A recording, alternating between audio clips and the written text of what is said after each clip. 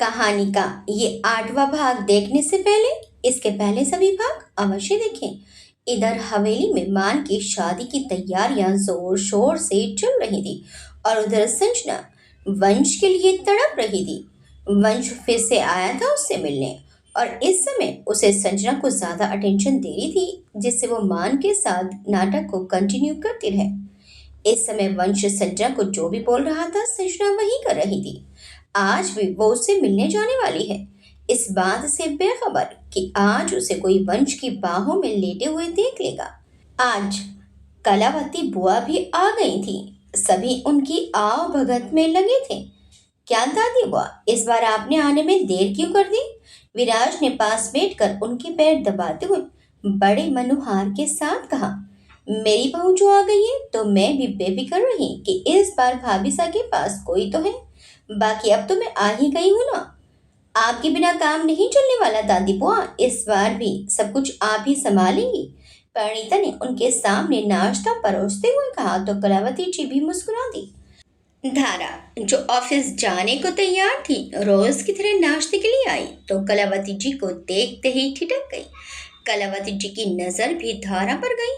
उन्होंने अपना चश्मा ठीक करके ध्यान से उसे देखा। धारा, आओ ना, वहां क्यों खड़ी हो? दरवाजे के पास खड़ी धारा को मान ने देखा तो बुला लिया। ये मान की दादी बुआ है, यानी कि मेरी ननद। आओ मिलो इनसे। और जीजी, ये धारा है, अपनी ही कंपनी में काम करती है। सरस्वती जी ने कलावती जी को बताया, जिनकी नजर पहले से ही धारा पर थी। धारा ने उनका परिचय सुना तो पैर छूने आगे बढ़ी। बस बस रहने दो, खुश रहो। धारा के पांव छूने से पहले ही उन्होंने धारा को रोक दिया और गहरी नजरों से धारा को ऊपर से नीचे तक देखने लगी, जैसे उसे स्कैन कर रही हो। चलो आओ, पहले नाश्ता कर लो, फिर आज मेरे साथ निकलना। काफी सारे काम है मुझे, इसलिए आज तो जल्दी निकलना है। मान ने धारा का हाथ पकड़कर डाइनिंग टेबल की तरफ खींचा। आदत के अनुसार धारा भी अपनी रोज की जगह जाकर बैठ गई। विराज और सुमेर जी भी जाकर नाश्ता करने बैठ गए। उसे इस तरह बिना किसी झिझक के सबके साथ खाते हुए, मान के साथ बातें करते हुए कलावती जी अजीब नजरों से देख रही थी। उनकी नजरों में नापसंदगी दिख रही थी धारा के खिलाफ। भाभी सा, ये है कौन जो इतने आराम से अपने मान के साथ बैठकर खा रही है? कलावती जी ने मुंह बनाते हुए पूछा। अपनी ही कंपनी में काम करे हैं जीजी, बहुत अच्छी लड़की है। कलावती जी ने एक बार फिर एक नजर धारा को देखा, फिर उसे घूर कर बोली, पर भाभी, पहनावा तो इसका हमारे नौकरों से भी ज्यादा गया गुजरा है। बोलने में ही हिकारत दिख रही थी। पास बैठी परिणीता ने भी कलावती जी को इस तरह बोलते हुए सुन लिया था। सरस्वती जी बोली, पहनावे से क्या होता है जीजी, लड़की बहुत भली है। कलावती जी ने कहा, तो यहाँ क्या कर रही है? इसका घर नहीं है क्या? घर तो है जीजी, पर दूसरे शहर में है। यहाँ आई तो रहने की दिक्कत हो रही थी। सुमेर अपने साथ कुछ दिन रहने के लिए ले आया। झूठ बोलने में ही उन्होंने अपनी भलाई समझी। कलावती जी ने मुंह बनाकर कहा, तो हमेशा यही रहेगी क्या? इस बार परिणीता बोल पड़ी। नहीं दादी बुआ, वो जा ही रही थी, उसे प्लेट मिल गया है। वो तो हम सब ने रोक लिया मान भैया की शादी के लिए। कलावती जी अब भी संतुष्ट नहीं थी। पर भाभी, ऐसे किसी भी लड़की को अपने घर पर रख लेना सही नहीं है, जब घर में दो दो जवान लड़के हों। सरस्वती जी बोली, ऐसी कोई बात नहीं है जीजी, मान की शादी के बाद चली ही जाएगी, आप चिंता मत करो। लो, आपने तो कुछ लिया ही नहीं। अरे परिणीता, जा जीजी के लिए केसर वाला दूध बना ला। सरस्वती जी ने बात घुमा दी ताकि कलावती जी का ध्यान धारा की तरफ से हट जाए। पर कलावती जी की नजर अभी भी घर से जाती धारा पर थी, जो मान के साथ ही सहजता से चली जा रही थी। आज काम बहुत ज्यादा था तो विराज ने अपनी जगह धारा और शिवाय को शादी में आए मेहमानों के लिए होटल्स बुकिंग के लिए जो मीटिंग रखी गई थी उसमें भेज दिया। शादी तो सुमेर जी के फार्म हाउस पर होनी थी, पर बाहर से आए और विदेशी मेहमानों को ठहराने के लिए होटल्स बुक करने थे। धारा उसी सिलसिले में सारी जानकारी होटल स्टाफ से ले रही थी। उनके सारे इंतजाम देखने थे ताकि शादी में आने वाले गेस्ट को किसी भी तरह की कोई दिक्कत ना हो। Room service, kitchen service, staff की सारी जानकारी, कौन कौन उस वक्त वहां मौजूद रहेगा और उनका सिक्योरिटी सिस्टम अभी सब कुछ चेक करती हुई धारा जब होटल के थर्ड फ्लोर पर पहुंची, वहां रूम नंबर 115 के डोर पर उसकी नजर चली गई, जो थोड़ा सा खुला हुआ था। उस थोड़े से खुले दरवाजे से न चाहते हुए भी धारा की नजर चली गई। एक बार तो उसने इग्नोर करना चाहा कि इस तरह किसी की प्राइवेसी में दखल नहीं देना चाहिए, पर उसे जब कुछ पहचाना सा लगा तो उसने एक बार फिर हिम्मत करके कमरे में मौजूद उस जोड़े को देखने की हिम्मत कर ली, जो अपने आप में ही खोए हुए थे। शायद उन्हें ध्यान ही नहीं रहा होगा कि दरवाजा खुला है। धारा ने गौर से देखा तो वो संजना थी। संजना को किसी और की बाहों में देखकर धारा का सिर चकरा गया। उससे कोई गलती ना हुई हो, ये सोच मजबूर होकर उसने एक बार और अंदर झांकना चाहा, ताकि इस बात को पक्का कर सके जो उसने देखा है वो सही है कि गलत। कांपते हाथों की उंगलियों को क्रॉस कर उसने एक बार और अंदर झांका तो उस व्यक्ति के मुंह से संजना का नाम सुनकर धारा को विश्वास हो गया कि ये संजना ही है। दोनों का चेहरा इस वक्त स्पष्ट दिखाई दे रहा था। हालांकि तब भी धारा वंश को पहचान नहीं पाई। इस सब में गलती से धारा का हाथ थोड़ा जोर से दरवाजे पर लग गया। खटकी आवाज के साथ ही दरवाजा थोड़ा हिल गया। कौन कौन है उधर? संजना के साथ मौजूद वंश तुरंत ही उठकर बाहर की तरफ आया। दरवाजा खुला हुआ था। वंश ने रूम के बाहर आकर इधर उधर झांका। पूरी गैलरी खाली थी और सभी रूम्स के दरवाजे भी बंद थे। सब देखकर वंश फिर से अंदर चला गया, पर इस बार उसने दरवाजा पूरी तरह से लॉक कर लिया था। बगल के कमरे से पसीना पहुंचती धारा धीरे से बाहर आई और लिफ्ट से सीधे नीचे की तरफ आ गई और ग्राउंड फ्लोर पर बने वॉशरूम में चली गई। धारा ने वॉशरूम में ठंडे पानी से मुंह धोकर आईने में अपना चेहरा देखा और उसकी आंखों के आगे फिर वही सब आ गया जो वो अभी कुछ देर पहले देखकर आई थी। बेचैनी ने धारा को आ घेरा। एक बार और ठंडे पानी के छींटे चेहरे पर मारकर अपना चेहरा नैपकिन की मदद से छुपाया। उसे एक अजीब सी उलझन ने आ घेरा था। जो देखकर आई है उससे मन दिमाग सब खराब हो चुका था। क्या करे क्या नहीं कुछ समझ नहीं आ रहा था। बहुत देर हो चुकी थी और धारा अभी भी खड़ी खड़ी अपना अक्स आईने में देख रही थी। समझ नहीं आ रहा था कि क्या करे। जाने दे इस बात को या फिर किसी को बताए कि क्या चल रहा है। जिसकी शादी की तैयारी के लिए वो ये होटल देखने आई थी, वह खुद ही इसी होटल में किसी और के साथ मौजूद है।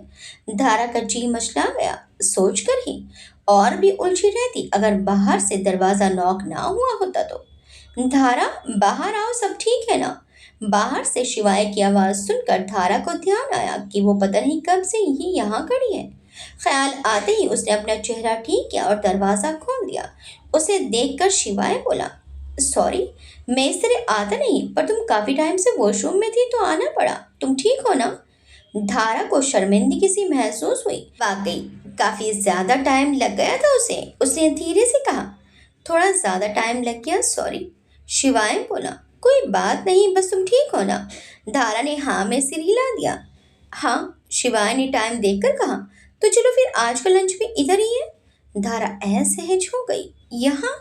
धारा अब और यहाँ रुकना नहीं चाह रही थी। शिवाय बोला, हाँ यहाँ। मेरा अभी मन नहीं है, धारा ने कहा तो शिवाय ने उसे ध्यान से देखा।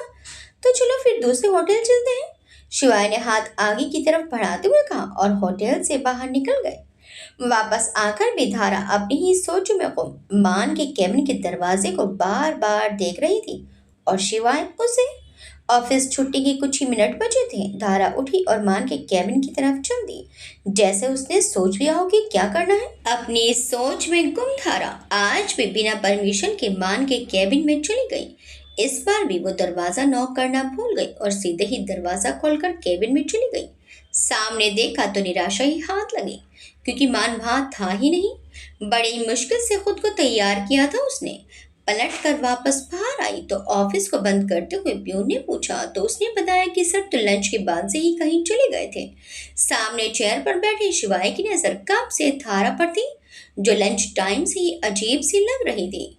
उसे परेशान देखकर शिवाय धारा के पास आया और बोला, क्या हुआ धारा? कब से देख रहा हूँ तुम बहुत परेशान हो, कुछ हुआ है क्या? मुझे बता दो, मैं शायद तुम्हारी परेशानी का कोई हल निकाल सकूं।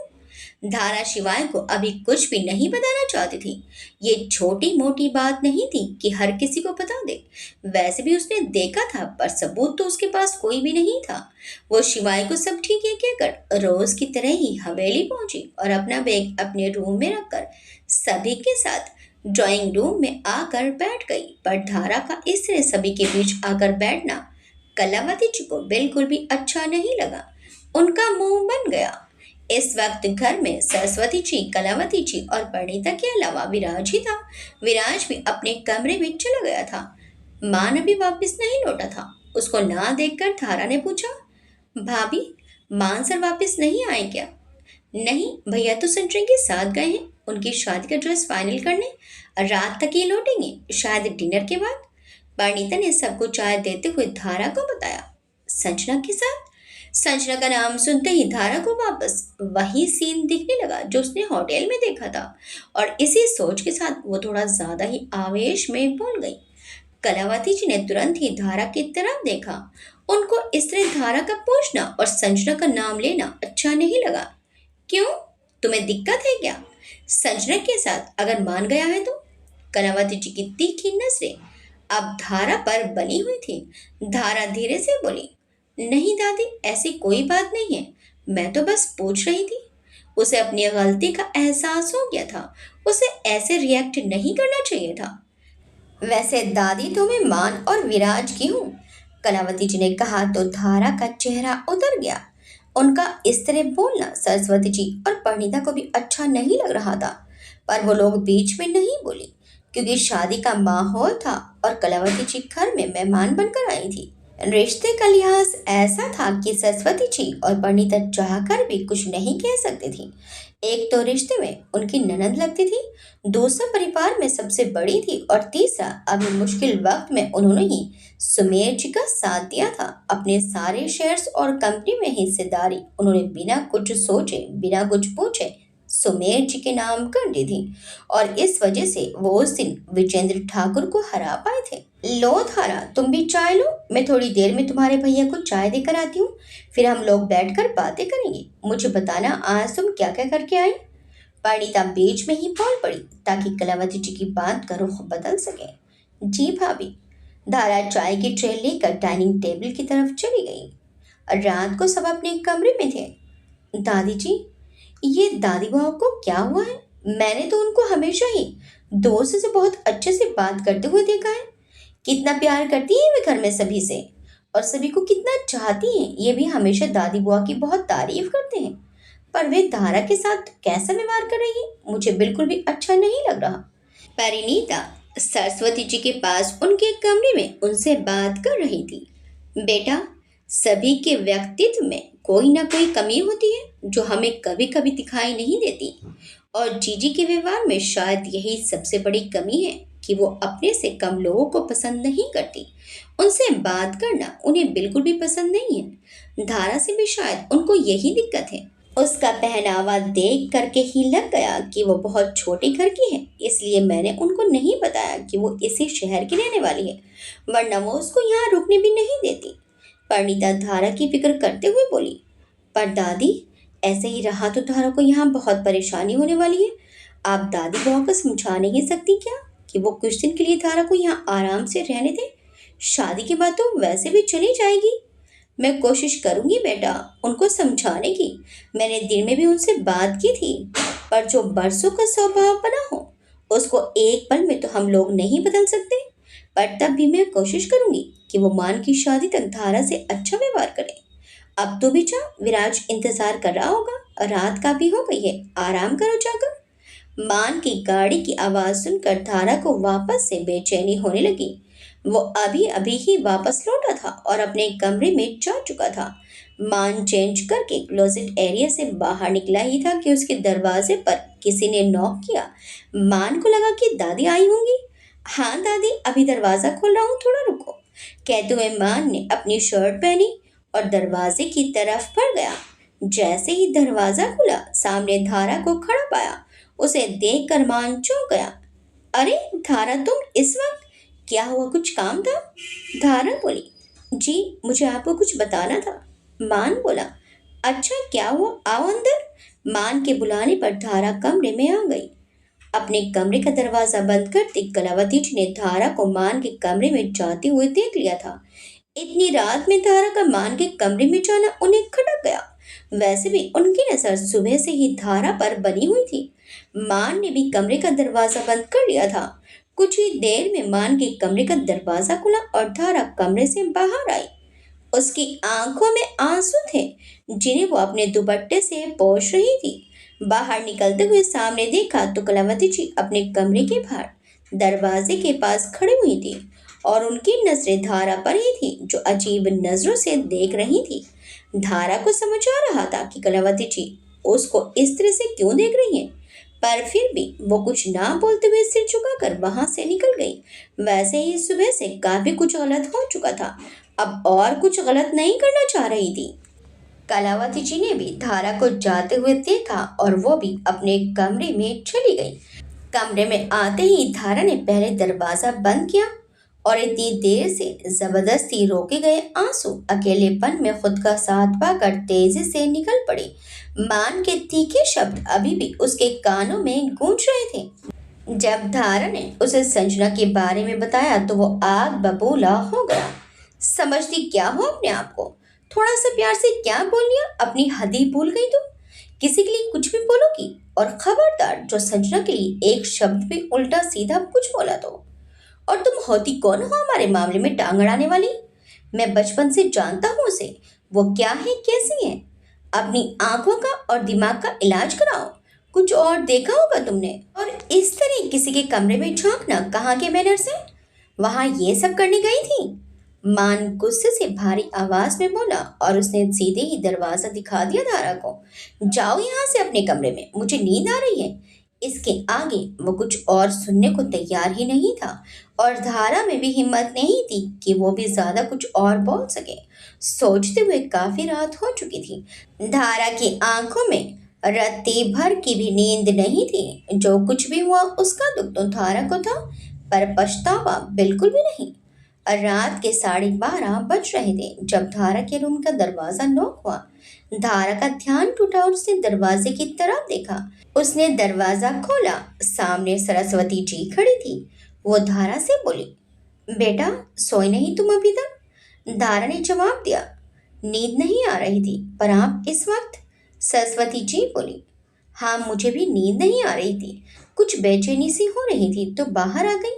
तुम्हारे कमरे की लाइट जलती दिखी तो यहाँ आ गई। धारा को उनकी फिक्र हुई। तबीयत ठीक नहीं क्या आपकी? तबीयत ठीक है पर मन ठीक नहीं है। वैसे भी मुझे सुबह से ही तुम्हें कुछ कहना था। सरस्वती जी ने जवाब दिया तो धारा ने असमंजस में पूछा, जी आंटी जी कहिए। धारा के मुंह से आंटी सुनकर सरस्वती जी बोली, तो मुझे दादी बोलती थी ना, फिर ये आंटी क्यों? मुझे दादी ही बुलाओ, मान और विराज की तरह।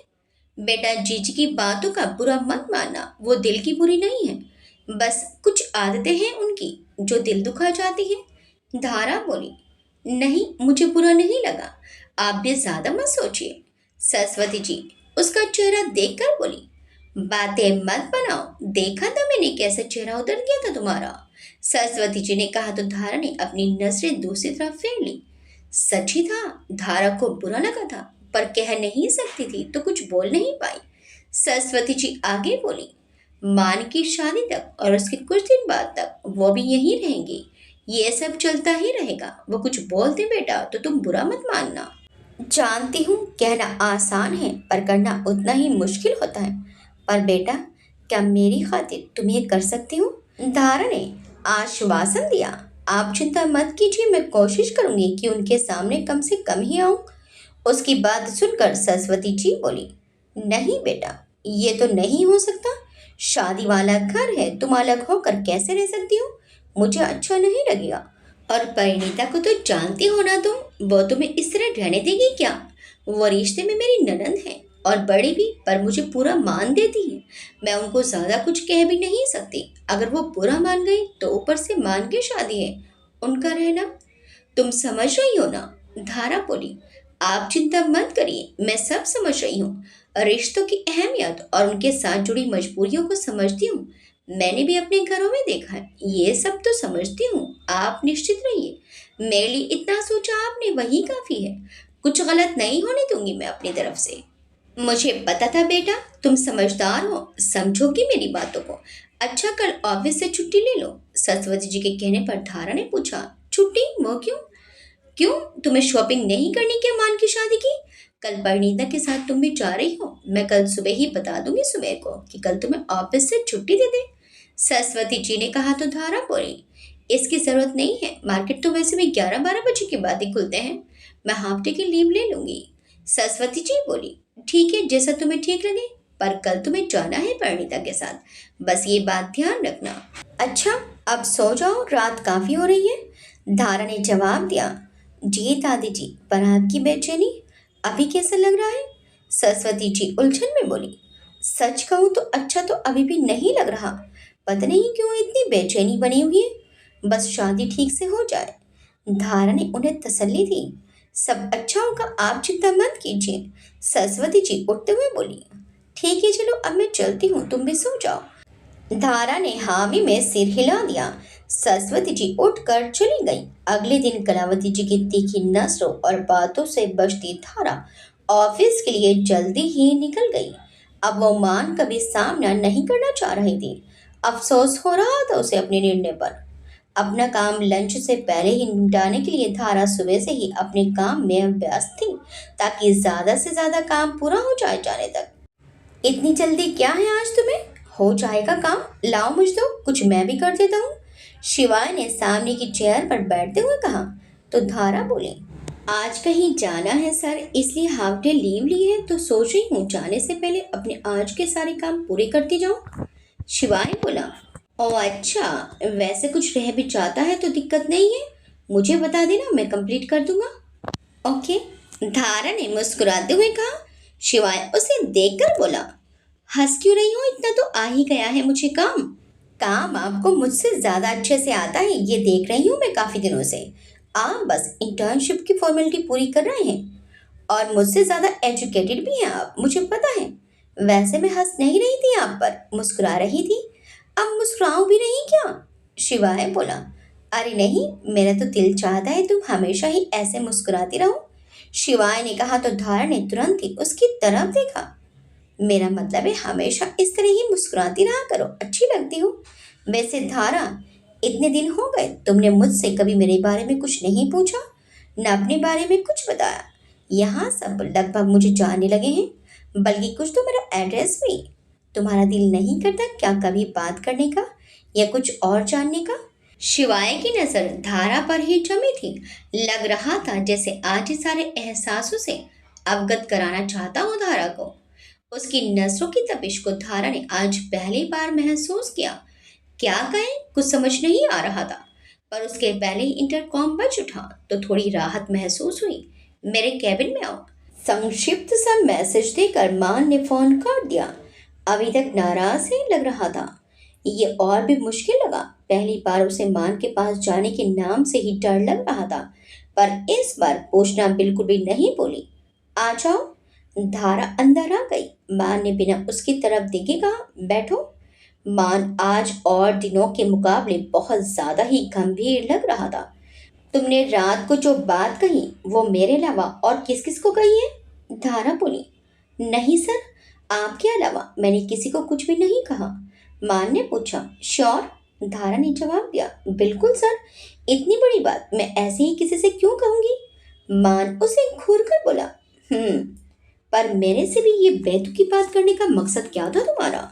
मान की आंखें लाल थी, लग रहा था कि रात भर से सोया नहीं हो। मैंने बात की थी रात को सजना से, उससे पता किया था मैंने, वो पूरा दिन हॉस्पिटल में ही थी। अभी भी उसकी बातों से गुस्सा झलक रहा था। तुम्हारी वजह से आज पहली बार मैंने संजना पर शक किया, उसकी इंक्वायरी करवाई। मान के होंठ कांपने लगे थे, आंखों में गुस्सा और नमी दोनों थी। धारा भी ये सब देखकर घबरा गई, पर जो उसने देखा था और सुना था वो उसे कैसे नकारे, ये समझ नहीं आ रहा था। वह बस चुपचाप मान की बातें सुन रही थी। तुम्हें अपनी दोस्त समझा था मैंने, और तुम ऐसा करोगी मेरे साथ? समझ नहीं आ रहा मुझे, कोई प्रैंक तो नहीं किया था तुमने मेरे साथ? धारा को समझ नहीं आ रहा था कि क्या कहे। मान गुस्से में बोला, तुम ऐसा क्यों कर रही हो? मैं तुम्हें दोस्त समझती थी, बोलती क्यों नहीं हो? कल तो बहुत जबान चल रही थी तुम्हारी। अब क्या हुआ? धारा बोली, सॉरी सर, शायद मुझसे ही कोई गलती हो गई होगी, मैंने गलत देख लिया। धारा को मान की बातें और उसकी हालत देखकर यही कहना सही लगा। प्यार में इस कदर अंधा इंसान उसने पहली बार देखा था और संजना के लिए गुस्सा और बढ़ गया उसके दिल में कि कैसे वो मान को धोखा दे सकती है। मान गुस्से में बोला, खबरदार जो तुमने ये बात किसी और को कही तो। मान ने उसे वार्निंग दी, जाओ तुम, भाभी इंतजार कर रही है तुम्हारा नीचे। धारा का भी मन अब और ऑफिस में रुकने का नहीं था। तुरंत ही उठकर बाहर आई और बैग लेकर ऑफिस से निकल गई। पर उसका उतरा चेहरा शिवाय की नजरों में आ गया। पल पल उसे ही तो देखा करता था वो। नीचे परिणीता उसे इंतजार करती मिली, साथ में विराज भी खड़ा उससे बातें कर रहा था। ध्यान से लेकर जाना। धारा की गाड़ी में बैठते ही विराज ने ड्राइवर को निर्देश दिए और चला गया। चेहरा क्यों उतरा है तुम्हारा? धारा का चेहरा देख परिणीता ने पूछा। उदासी साफ दिख रही थी। नहीं भाभी, बस थकान है, धारा ने बहाना बनाया। मॉल में ड्रेस देखते हुए और शॉपिंग करते काफी देर हो चुकी थी। परिणीता अपने लिए सिलेक्ट की गई ड्रेस को ट्राई करने के लिए चेंजिंग रूम की तरफ गई और धारा भी वहीं लगी और ड्रेस को देखने लगी। तभी एक हाथ आया और उसने धारा को अपनी तरफ खींचा। धारा उसके साथ ही खींचती हुई लास्ट रो के पीछे की तरफ चली गई। घबराहट में वो चीखने ही वाली थी कि हाथ वाले इंसान की शक्ल देखकर ही शांत हो गई। तो यहाँ क्या कर रही है? धारा ने देखा सामने विशाल खड़ा था। उसने स्टाफ की यूनिफॉर्म पहनी हुई थी। धारा बोली, मैं उनके साथ आई थी, उसने हाथ के इशारे से बताया, पर नजरें विशाल पर ही बनी थी। इतने दिनों बाद भाई को देखकर भावुक हो रही थी। आंखें नम होने को बेताब थी। उनके साथ जो अभी चेंजिंग रूम में गई है? विशाल ने पूछा तो धारा ने हाँ में सिर हिला दिया। घर में सब कैसे हैं? उसने जज्बाती होकर पूछा। वैसे ही हैं जैसे पहले थे। उनकी छोड़, इनको कैसे जानती है? ये तो बड़े पैसे वाले लोग हैं। विशाल ने पूछा तो धारा बोली, शेखावत सर की बड़ी बहू है ये। शादी है घर में तो सर ने इनके साथ शॉपिंग के लिए भेजा है। बताना, घर में सब कैसे हैं? मम्मी कैसी है? वैदू कैसी है? विशाल बोला, सब अच्छे हैं, मजे में हैं, तो उनकी परवाह मत कर। तेरी मैडम आ गई है, तू जा, फोन करूंगा बाद में तुझे। परिणीता को आता देखकर विशाल ने धारा को वापस भेज दिया और खुद वापस काम पर लग गया जो वो यहाँ करता था। धारा, अब तुम भी अपनी ड्रेस चेक करके आओ। धारा के हाथ में अपनी पसंद की ड्रेस रखते हुए परिणीता ने कहा। धारा उस ड्रेस को ही देख रही थी। बिना कुछ कहे वो चुपचाप चेंजिंग रूम में चली गई। भाभी, ये तो बिल्कुल भी फिट नहीं है और अच्छी भी नहीं लग रही मुझ पर। धारा ने मुंह बनाते हुए कहा। मैं दूसरी ड्रेस देख लेती हूँ, जब तक आप और कुछ देख लीजिए। धारा ने कहा तो परिणीता का मुंह उतर गया। उसने बड़े मन से धारा के लिए ड्रेस पसंद की थी, पर उसे ठीक नहीं बैठी तो क्या कर सकते हैं। कुछ ही देर में धारा ने भी अपनी पसंद की एक ड्रेस सेलेक्ट कर ली थी, जो थी तो बड़ी सिंपल, पर धारा पर अच्छी लग रही थी। साथ में एक आसमानी रंग की हल्के काम की साड़ी भी। कुछ ही देर में वो दोनों वहां से काम पूरा होने पर निकल गईं। उनको जाते हुए विशाल देख रहा था। धारा को देखकर बड़ा संतोष था उसे कि उसकी बहन अकेली है पर सुरक्षित है। दिन तेजी से निकल रहे थे। शादी को कुछ ही दिन बचे थे। इस बार विराज ने सब कुछ संभाला हुआ था और सुमेर जी ने ऑफिस का पूरा काम। मान ने अभी ऑफिस जाना नहीं छोड़ा था, पर सुधा जी ने संजना का हॉस्पिटल जाना छुड़वा दिया था। मान का धारा से बात करना अब कम हो चुका था। बस काम की कोई बात हो जाया करती थी। धारा को उसका रवैया देखकर ही अफसोस होता कि उसने बताया ही क्यों। वो आंखों पर पट्टी बांधे बैठा था, पर विराज और परिणीता को इस बात का अंदाजा था कि दोनों अब पहले की तरह बातें नहीं करते। उन्होंने इसका कारण कलावती जी को समझकर कुछ नहीं कहा, ना ही कुछ पूछा।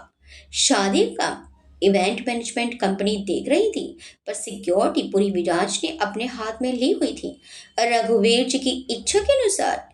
इस बार पहले से भी ज्यादा बड़े स्तर पर सारा इंतजाम किया जा रहा था और इस बार दोनों तरफ के फंक्शन एक साथ ही एक जगह होने थे, कुछ रीति रिवाजों को छोड़कर जो शुरू भी हो चुके थे। अब सभी ने ऑफिस जाना लगभग बंद कर दिया था। शादी को 3 दिन ही बचे थे। धारा भी अब घर पर ही थी। कलावती जी की नजरें उस पर ही बनी रहती थी, पर धारा की कोशिश रहती थी कि वो उनसे दूरी बनाकर रखे। शिवाय भी अपने फ्रेंड्स ग्रुप के साथ मान के पास ही रुका हुआ था। आज सभी को हल्दी सेरेमनी के लिए एक जगह मिलना था। शादी सुमेर जी के फार्म हाउस पर होनी थी, जो सिटी से बिल्कुल नजदीक था। वहीं तीनों दिन के फंक्शन भी रखे गए थे। संजना लगातार फोन किए जा रही थी। जवाब ना मिलने पर फ्रस्ट्रेट होकर फोन फेंकने ही वाली थी कि फोन बज उठा। फोन क्यों नहीं उठा रहे थे मेरा? वंश पर चिल्ला उठी। हालत रोने जैसी हो रखी थी उसकी। वंश आराम से बोला, रिलैक्स बेबी, इतना क्यों परेशान हो रही हो? मैं बिजी था बस इसीलिए, और देखो फ्री होते ही कॉल कर लिया। अब बताओ क्या हुआ? अब बताऊं क्या हुआ? हल्दी है मेरी आज और तुम कह रहे हो कि परेशान क्यों हो? वंश क्या करने वाले हो तुम? मुझे कुछ समझ नहीं आ रहा। वंश प्यार से बोला, इतनी टेंशन में रहोगी तो चेहरे पर ग्लो नहीं आएगा दुल्हनों वाला। वंश बड़े ही आराम से बोल रहा था, जूस मंगा कर पी लो, थोड़ा रिलैक्स फील करोगी। और हाँ, चेहरे पर हर वक्त स्माइल रहनी चाहिए। मुझे तुम उदास अच्छी नहीं लगती। संजना चिढ़कर बोली, वंश प्लीज, मेरा दिमाग खराब हो रहा है पहले ही। कुछ ही देर में निकलना है सबके साथ। वंश बोला, हाँ तो निकलो, कब से ड्राइवर इंतजार कर रहा है तुम लोगों का। संजना हैरानी से बोली, सीरियसली वंश, तुम मजाक कर रहे हो मेरे साथ? वंश बोला, बिल्कुल भी नहीं। तुम्हें लग रहा है कि मैं तुमसे मजाक कर रहा हूँ? संजना चिल्लाकर बोली, वंश ये सब नाटक अब हकीकत में बदलता जा रहा है। वंश फिर से आराम से बोला, नहीं, हकीकत तो कुछ और होगी मेरी जान। जाओ नीचे, ड्राइवर इंतजार कर रहा है। संजना ने बड़ी आस से पूछा, और मेरा इंतजार कब खत्म होगा? वंश ने आवाज में कशिश लाकर कहा, बहुत जल्द, जब तक तुम सज धज कर दुल्हन नहीं बन जाती। अब जाओ जल्दी। संजना सभी के साथ बाहर आई। फार्म हाउस जाने के लिए गाड़ियां तैयार खड़ी थी। सुधा जी ने जाते हुए संजना से पूजा करवाई। इस वक्त दोनों ही भावुक थी। बेटी को विदा करने का सोचकर ही सुधा जी के आंसू निकलने लगे थे। संजना भी भावुक थी, साथ में परेशान भी कि आगे होगा क्या उसे नहीं पता था। बस ये पक्का था कि अब वो इस घर में वापस तो नहीं आने वाली, इसलिए उसे भी रोना आ रहा था। जाते हुए सुजीत जी की तस्वीर के आगे हाथ जोड़कर उनसे भी आशीर्वाद लिया। मैम, ये आपके लिए। फार्म हाउस में आकर जैसे ही संजना गाड़ी से उतरने लगी, ड्राइवर ने एक पेपर उसे पकड़ा दिया। वंश सर ने दिया है। वंश का नाम सुनकर संजना ने ड्राइवर को देखा। सब समझ आते ही चेहरे पर सुकून उतर आया। पेपर खोलकर पढ़ा, ऐसे ही स्माइल बनाकर रखना। आखिर मुस्कुराते हुए संजना कार से उतर गई। सामने पूरा शेखावत परिवार उसके स्वागत के लिए खड़ा था। सरस्वती जी, कलावती जी और परिणीता के साथ पूजा की थाली लिए खड़ी थी। साथ में सुरेखा जी और सौम्या भी खड़ी थी। मान उनके साथ ही साइड में खड़ा होकर संजना को देख रहा था। दोस्तों ने भी आज हंगामा मचा रखा था। तिलक पूजन संपन्न होते ही मान खुद हाथ पकड़कर संजना को अपने साथ फार्म हाउस में लेकर गया। द्वार पर बजती शहनाई और अंदर बजते ढोलों से स्वागत की धूम मची हुई थी। मान का उत्साह और चेहरे की रौनक देखते ही बन रही थी। धारा पे दूर खड़ी सब देख रही थी। मान की खुशी देखकर उसने भी खुद को सहज करने की कोशिश की, पर संजना को देखते ही उसे सब दिखने और याद आने लगा। धारा ने खुद को नॉर्मल किया और शादी में शामिल हो गई। संजना को जबरदस्ती डांस करवाते मान की नजर भी धारा पर गई। उसे देखकर आखिर वो मुस्कुरा ही दिया और अपने पास बुलाया और साथ में लेकर उसे डांस करवाने लगा। खुश इतना था कि सब कुछ भूल जाना चाहता था। उसे इतना खुश देखकर तारा ने अपने महादेव से मान की खुशियों के लिए प्रार्थना की कि ये खुशी महादेव हमेशा बनाकर रखें। पर दिल में बैठा परमात्मा कुछ और ही बोल रहा था, जिसे अब धारा भी अनसुना कर रही थी। उसे भी खुशहाल मान ही तो भाता था। बहुत दिनों बाद आज मान ने उससे बात की थी। साथ में नाचते शिवाय की नजर जब धारा पर पड़ी तो वो भी धारा का हाथ पकड़कर साथ में डांस करने लगा। हल्के से मेकअप के साथ धानी रंग की ड्रेस में धारा का रूप अलग निखर रहा था। हमेशा से सिंपल रहने वाली धारा आज बहुत प्यारी और दिलकश लग रही थी। शिवाय की नजर उस पर से हट नहीं रही थी और धारा का पूरा ध्यान सिर्फ मान पर ही था। साथ में वो संजना को भी देख रही थी, जिसकी बनावटी मुस्कान सिर्फ धारा को ही समझ आ रही थी। दूर खड़ा गाड़ी का ड्राइवर अपनी कमीज की जेब में अपना मोबाइल सेट कर हाथ पीछे बांध कर खड़ा सारा नजारा दूर से देख रहा था। हर जगह जाने की परमिशन किसी को नहीं थी। वंश अपने ऑफिस में बैठा ये सारा नजारा अलग ही एंगल से देख रहा था, जिसमें सिर्फ संजना और मान ही दिख रहे थे। सामने टीवी पर मीडिया की तरफ से शादी का पूरा फंक्शन लाइव दिखाया जा रहा था।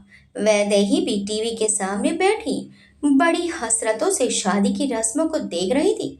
उसे अफसोस हो रहा था कि पिछली बार तो शादी का कार्ड आया था धारा की वजह से, पर इस बार वो भी नहीं मिला। प्रोग्राम देखते ही वैदेही की चीख निकल पड़ी। उसकी चीखती आवाज सुनकर कामिर जी और सोनल दोनों ही भागती हुई कमरे में आई और सामने टीवी पर देखने लगी।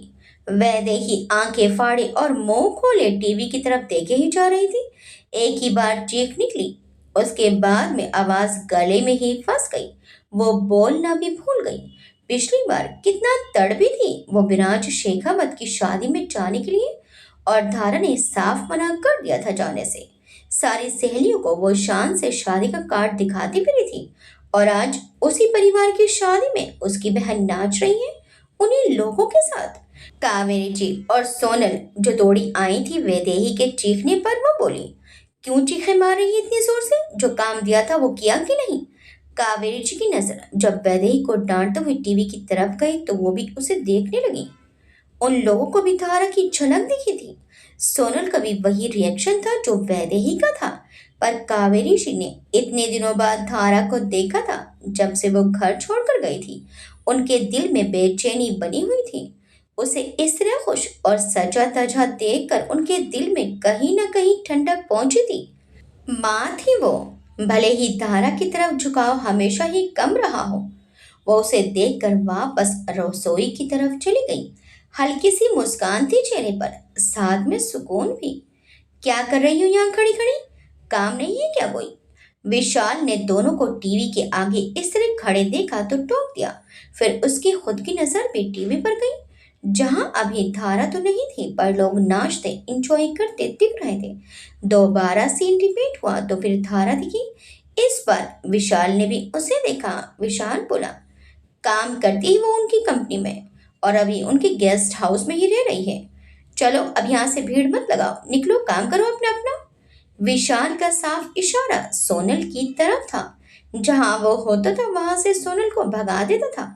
उसे वे बिल्कुल बर्दाश्त नहीं होती थी, और विशाल को देख चिढ़कर सोनल भी वहां से भाग जाती थी।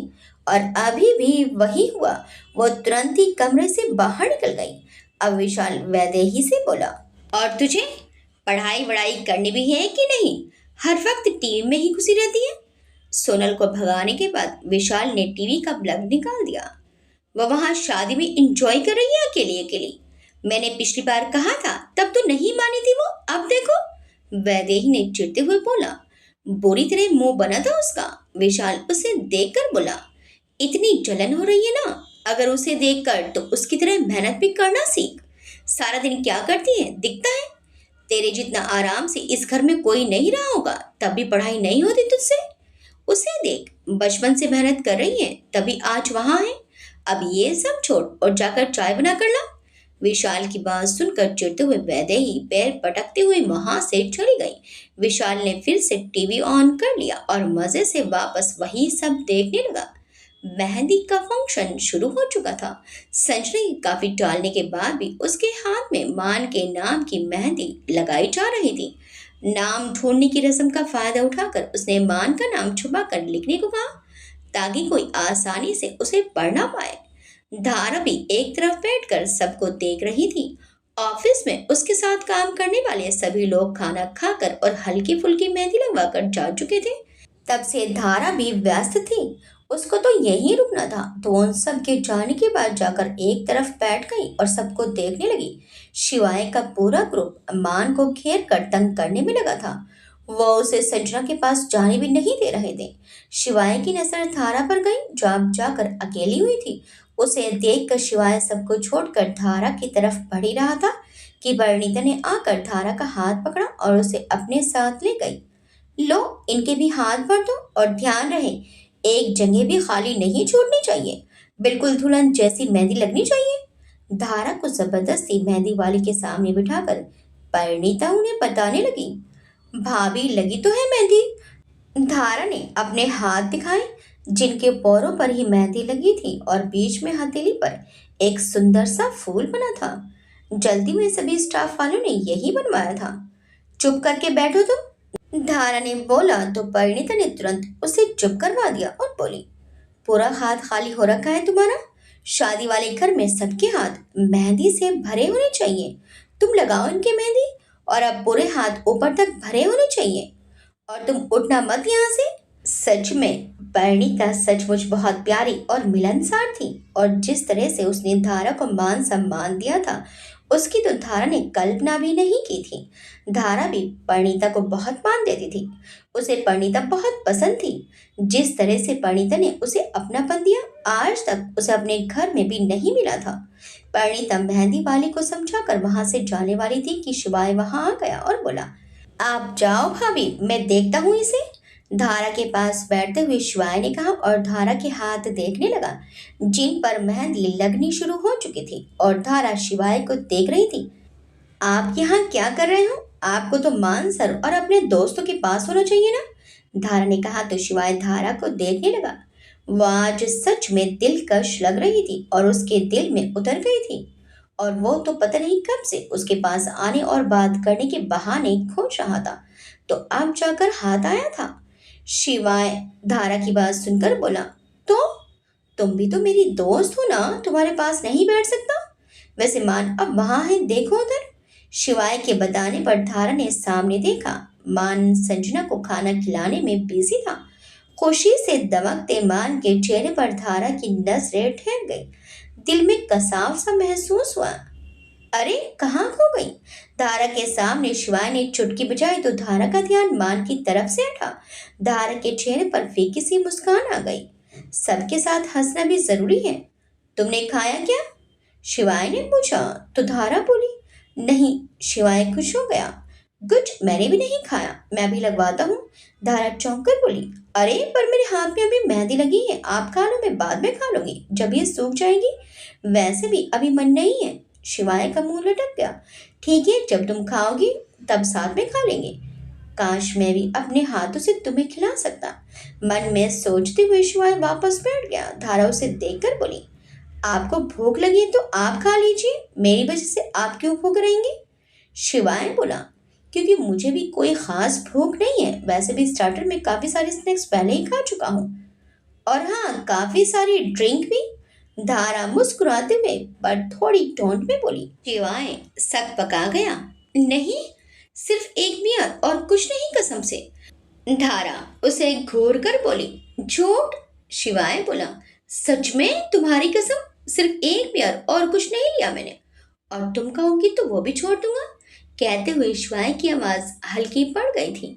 कई सारे भाव लिए शिवाय गहरी नजरों से धारा को देख रहा था। ये लड़की तो अब उसके दिल में घुस चुकी है, इसके लिए वो कुछ भी कर सकता है। धार ने असमंजस से पूछा, क्या कहा आपने? शोर ज्यादा था सब तरफ, तो शिवाय की बात धारा सुन नहीं पाई। शिवाय बोला, कुछ नहीं, चलो तुम्हारी मेहंदी भी कंप्लीट हो चुकी है, उधर चलो, वहां ड्रायर लगे हैं, मेहंदी सुखा लो अपनी। शिवाय के साथ धारा उठकर दूसरी तरफ चल दी। दोनों को जाते हुए कलावती जी देख रही थी। वो काफी देर से दोनों को साथ बैठे बातें करते देख रही थी। उनकी नजर तब से दोनों पर बनी थी। वह अपने मन में बोली, ये छोरी कुछ ना कुछ घपला करके ही रहेगी, मैं कह दे रही हूँ। धारा के लिए उनके मन में गांठ बनती ही जा रही थी। मान और संजना का खाना अभी चल ही रहा था। सामने खड़े वेटर्स उनकी हर जरूरत का ख्याल रखने के लिए हाथ बांधे खड़े थे। अपनी शर्ट के बटन को सीधा सामने सेट कर बीच में खड़े वेटर की नजर में दोनों पर बनी हुई थी। मान अभी भी संजना के नाज नखरे उठाकर उसे खाना खिलाने में बिजी था, और मोबाइल में ये नजारा देखकर दूर अपने ऑफिस में बैठा वंश बुरी तरह खिलखिलाकर हंस दिया। उसकी हंसी खाली पड़े ऑफिस में बुरी तरह गूंज रही थी, और इतनी जोर से गूंज रही थी कि ऑफिस के बाहर बैठे चपरासी के भी उस हंसी को सुनकर डर के मारे पसीने छूट गए। दादी, आज इसकी बार बार नजर उतारो। ऋतु में बैठे मान को देखकर विराज ने अपनी दादी से कहा। सुबह से ही पूजा पाठ हो रही थी और शाम को बारात निकलनी थी। मान के दिल की खुशी उसके चेहरे से बयान हो रही थी। इतना नूर तो दुल्हन के चेहरे पर भी नहीं आता जितना आज दूल्हे के चेहरे पर उतरा था। सभी बुलाइयां लेते नहीं थक रहे थे। सुरेखा जी दूर से ही अपने छोटे बेटे को देखकर उसके रूप को निहार रही थी। पास जाने से तो अब उनको उस दिन के बाद से ही डर लगने लगा था, पर खुद को रोक नहीं पा रही थी। मजबूर थी दूर से ही उसकी नजर उतार कर उनकी आंखें नम हो गई। हाँ, सौम्य जरूर अपने भाई के साथ बनी थी। विराज की शादी में दोनों भाई सौम्य के साथ घुल मिल गए थे और अब वो दोनों भाई उसे छोटी बहन का पूरा मान देते थे। विराज सिक्योरिटी का ध्यान रखते हुए बहुत बिजी था। ये एक काम था जिसके लिए वो किसी पर भरोसा नहीं करता था। लाख कहने पर भी उसने पूरा इंतजाम अपने हाथ में ले रखा था। बेसमेंट में उसने एक कंट्रोल रूम बना दिया था और ऑपरेटर भी बिठा दिए थे जो कि पल पल की खबर रख रहे थे। वैभव, कैसे चल रहा है सब? कंट्रोल रूम में आते हुए विराज ने मैन ऑपरेटर से पूछा। वैभव ने जवाब दिया, everything is okay sir. Good. बिना चेक किए कोई भी वीडियो लाइव नहीं जानी चाहिए। विराज ने एक नजर वहां लगे सारी टीवी स्क्रीन पर डाली और बाहर चला गया। ये लोग कौन है? विराज ने अंदर आते हुए काफी सारे अनजान लोगों को देखा जो खास यूनिफॉर्म में थे और एक टीम जैसे लग रहे थे। एक सिक्योरिटी गार्ड बोला, सर मेकअप आर्टिस्ट और उनके हेल्पर्स हैं। उन सबको अंदर लाने वाले व्यक्ति ने विराज को उनका पूरा ब्यौरा दिया, साथ में आइडेंटिटी भी दिखाई। सब देखकर विराज बोला, ठीक है भेजो इनको अंदर। सबको एक नजर देखकर विराज दूसरी तरफ निकल गया। इधर सुबह से ही शिवाय धारा को ढूंढ रहा था। कहीं दिख भी जाती तो पलक झपकते ही फिर से गायब हो जाती। शिवाय ने हाथ में पकड़े छोटे से गोल्डन और रेड कलर के बॉक्स को खोलकर देखा। एक पतली नाजुक सी गोल्ड की डायमंड रिंग थी। उसे देखकर शिवाय के चेहरे पर स्माइल आ गई। वो जल्द ही धारा को प्रपोज करके उसे अपने पेरेंट्स से मिलाना चाहता था जो शादी में शामिल होने के लिए आए हुए थे। सबसे बड़ी बात, धारा की मिडिल क्लास होने से उनको कोई एतराज नहीं था। कल रात को भी उन्होंने दोनों को साथ देखा था। शिवाय की मम्मी को धारा देखने से ही भाग गई थी। धारा, शिवाय को वो दिखी तो देखते ही आवाज लगा दी। धारा बोली, जी कहिए सर। धारा के सर कहते ही शिवाय का मुंह बन गया। वो चिढ़कर बोला, एक तो तुम मुझे ये सर कहना कब बंद करोगी? धारा बोली, शायद कभी नहीं। क्या काम है वो बताइए, शिवाय ने पूछा। फ्री हो ना अभी? धारा ने कहा। हाँ, कुछ देर के लिए तो हूँ। शिवाय ने चौंक कर पूछा, कुछ देर के लिए मतलब कुछ देर बाद कहाँ जाओगी? धारा बोली, आपको नहीं पता? आप भी तो चलेंगे ना साथ में? शिवाय असमंजस से बोला, मैं भी? कहाँ? अरे मान सर की बारात में, और कहाँ? बताते हुए धारा खनकदार हंसी हंसती और बोली, शादी में आए हैं आप और ये भी भूल गए? शिवाय ने बेचारा सा मुंह बनाकर अपना सिर खुजा दिया। तुम्हारे आगे तो सब कुछ भूलता जा रहा हूँ, शिवाय मन में बड़बड़ाया। फिर धारा को देखकर बोला, छोड़ो सब, मेरे साथ चलो, पहले मुझे कुछ कहना है तुमसे। धारा का हाथ पकड़कर शिवाय उसे पुल साइड पर ले गया। वहां जाकर धारा बोली, कहो अब क्या कहना है? धारा सामने खड़ी शिवाय को देख रही थी जो उसके सामने नर्वस सा खड़ा कुछ कहने के लिए बातें सोचने लगा कि कहे तो कहे कैसे। हाथ बार बार जेब में जा रहा था। हिम्मत करके उसने खुद को तैयार कर ही लिया। आखिर उसे यहाँ अकेले में लेकर भी तो इसीलिए आया था। वो अटकते हुए बोला, धारा में तुमसे, तुमको यानी तुम्हें। आज उसे ऐसा लग रहा था जैसे शब्दों का अकाल पड़ गया है। ठीक से कहिए ना सर। अभी धारा भी शिवाय से कह ही रही थी कि उसका फोन बज उठा। हाँ भाभी कहिए। ओके सर, मुझे तो अभी जाना पड़ेगा, परिणीता भाभी बुला रही हैं, हम बाद में बात करते हैं। धार ने बोला तो जितनी हिम्मत शिवाय ने इकट्ठी की थी वो वापस धरी रह गई। मजबूरी में उसने भी हाँ में सिर हिलाकर उसे जाने की इजाजत दे दी और धारा तुरंत वहां से निकल गई। शिवाय ने अपनी पॉकेट से रिंग की डिब्बी निकाली और उसे देखने लगा। फिर उसे वापस बंद करके जेब में रखकर वो भी चला गया। मान की सेहरा बंदी की रस्म हो रही थी। पूरा परिवार हॉल में मौजूद था। सेहरा बन चुका था। अब तिलक और आरती के लिए सरस्वती जी और परिणीता आगे आई। मान के दमकते हुए चेहरे को देखकर सरस्वती जी ने पहले उसकी नजर उतारी। परिणीता ने मान की आंखों में काजल लगाकर कान के पीछे भी नजर का टीका लगा दिया। रघुवीर जी और सुमेर जी दोनों ही मान को देखकर बड़े खुश थे। छोटे बेटे का भी घर बसने वाला था। उनको उम्मीद नहीं थी कि विराज की शादी के तुरंत बाद ही मान की भी शादी तय हो जाएगी। मान को विधिवत घोड़ी चढ़ाकर बारात निकल चुकी थी। बस थोड़ी ही रस्म निभानी थी। बारात को घूमकर दूसरे द्वार से वापस यहीं आना था। पर इतने में भी दोस्त और रिश्तेदार सभी पूरा मजा ले रहे थे बारात का। शिवाय की नजर धारा पर से हट नहीं रही थी। आसमानी रंग की साड़ी में धारा उसके दिल में उतरती जा रही थी। उसे अफसोस हो रहा था कि उस वक्त उसने अपने दिल की बात धारा से क्यों नहीं की। और दिनों से आज धारा का रंग रूप अलग निखर रहा था। सादगी से तैयार धारा की खूबसूरती पर शिवाय हर पल दिल हारे जा रहा था। उसे सच में धारा से बहुत प्यार हो गया था। उसका दिल धारा के नाम की माला जप रहा था और धारा को लेकर एक हसीन दुनिया में खो रहा था। उस पर धारा की चाहत का रंग चढ़ चुका था। सुधा जी पूजा द्वार की तैयारियों में लगी थी और पूजा की जिम्मेदारी उन्होंने अपने रिश्ते की बड़ी बहन को सौंपी थी। वह खुद सारे इंतजाम देखकर सुनिश्चित कर रही थी कि सब कुछ सही से रखा है कि नहीं। यहाँ बारात का इंतजार भी बड़ी बेसब्री से हो रहा था। संजना को तैयार करने आए मेकअप आर्टिस्ट उनके लिए अरेंज किए गए मेकअप रूम में उसे तैयार करने में बिजी थे। तभी सुधा जी रूम में आई, ये देखने की संजना तैयार हुई कि नहीं। लगभग वो तैयारी हो गई थी, सिर्फ सिर की चुनर ही रह गई थी। संजना को दुल्हन के रूप में तैयार देखकर सुधा जी भावुक हो गई। सुजीत जी की कमी तो उनको रोज ही खल रही थी और जैसे हालात संजना की जिद की वजह से बने थे, उनको इस बात की उम्मीद भी नहीं थी। पर आज जब उन्होंने संजना को दुल्हन के रूप में देखा तो आंखों के आंसू रोक नहीं पाई। संजना का चेहरा अपने हाथों में भर जी भर कर उसे निहारती सुधा जी ने संजना का माथा चूमकर उसे गले लगा लिया।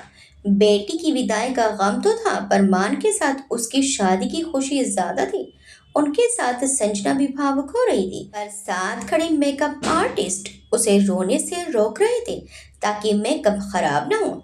इसलिए सुधा जी भी उसे छोड़कर जल्दी ही निकल गई ताकि वो टाइम पर तैयार हो सके। मैम आप ठीक हैं? टीम के मैन आर्टिस्ट ने आकर संजना से पूछा तो उसने सिर हिलाकर हाँ में जवाब दे दिया, पर उसके हाथ लगातार कांप रहे थे। रिलैक्स मैम, सर ने कहा है आप बिल्कुल भी टेंशन नहीं करेंगी, बस कुछ ही मिनट की बात है। लीजिए सर आपसे बात कर रहे हैं। उस व्यक्ति ने अपने हाथ में पकड़ा फोन संजना के हाथ में पकड़ा दिया। हेलो। संजना के गले से कांपती आवाज सुनकर दूसरी तरफ खड़े वंश के लबों पर मुस्कान आ गई। द्वार पर बारात आ चुकी थी। पान को घोड़ी से उतार कर द्वार पूजा के लिए लाया गया। भोजन के बाद संजना के रिश्ते की सारी बहनों ने मान को द्वार पर ही रोक लिया। माहौल हंसी खुशी के साथ शोर शराबे का भी बना हुआ था। मान को देखकर सुधा जी के सारे रिश्तेदार संजना के नसीब की दाद दिए जा रहे थे। इस वक्त मान की खुशी देखते ही बन रही थी। इधर दूसरे रास्ते से मेकअप आर्टिस्ट की गाड़ियां फार्म हाउस से बाहर निकल रही थी। चेकिंग जाते टाइम भी होनी थी। एक एक कर सभी गाड़ियों को चेक कर बाहर की तरफ निकाल दिया गया। बाहर आते ही ड्राइवर ने अपने माथे का पसीना पोंछा और तुरंत गाड़ी को तेजी से भगा दिया। आगे क्या होगा? क्या संजना शादी छोड़कर भाग गई है? क्या वंश शादी में बड़ा धमाका करने वाला है? क्या होगा अब शेखावत परिवार का? क्या वंश अपनी साजिश में सफल हो पाएगा? क्या वंश सचमुच संजना से शादी कर लेगा? मान का क्या होगा? क्या वो अपने आप को संभाल पाएगा? देखिए इस कहानी के अगले भाग में आपको ये कहानी कैसी लगी हमें कमेंट्स करके जरूर बताइएगा। वीडियो अच्छी लगी तो वीडियो को लाइक शेयर सब्सक्राइब करना मत भूलिएगा। मिलते हैं इस कहानी के अगले भाग में। Children bye bye.